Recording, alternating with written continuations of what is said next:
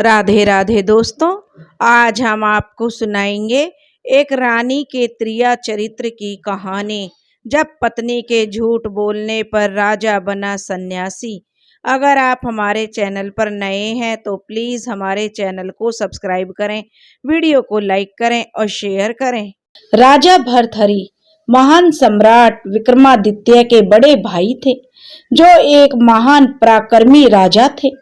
इनके पिता गंधर्वसेन थे, जिनकी दो पत्नियां थीं। एक पत्नी से विक्रमादित्य और दूसरी पत्नी से भर्तहरि थे। भर्तहरि विक्रमादित्य से बड़े थे, इसलिए राजा गंधर्वसेन के बाद उनका राजपाट भर्तहरि को प्राप्त हुआ था। माना जाता है कि राजा भर्तहरि की दो पत्नियां थीं, फिर भी उन्होंने पिंगला से तीसरा विवाह किया था। रानी पिंगला अत्यंत सुंदर थी, इसलिए राजा उन पर अत्यधिक मोहित हो गए थे। प्राचीन समय की बात है, उज्जैन नगरी में भर्तहरि नाम का एक बहुत ही बुद्धिमान, गुणवान, प्रतापी राजा राज्य करता था। राजा धर्म और नीति शास्त्र के बहुत बड़े ज्ञाता थे। राजा की दो रानियां थीं।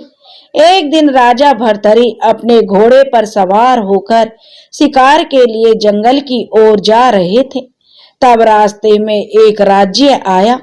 जब राजा उस राज्य से गुजर रहे होते हैं तो बगीचे में बैठी हुई एक बहुत ही सुंदर स्त्री राजा को दिखाई दी। जब राजा भर्तहरि की नजर उस स्त्री पर पड़ी तो वह राजा को भा गई और राजा उस स्त्री से विवाह करने के लिए आतुर हो गए।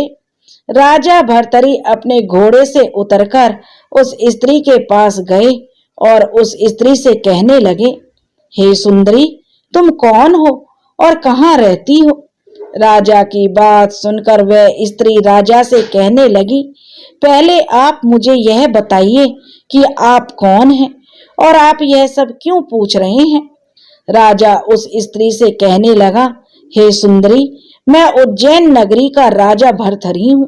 मैं तुम्हारे इस तेजस्वी और आकर्षित रूप को देखकर तुम पर मोहित हो चुका हूँ और मैं तुमसे विवाह करना चाहता हूँ।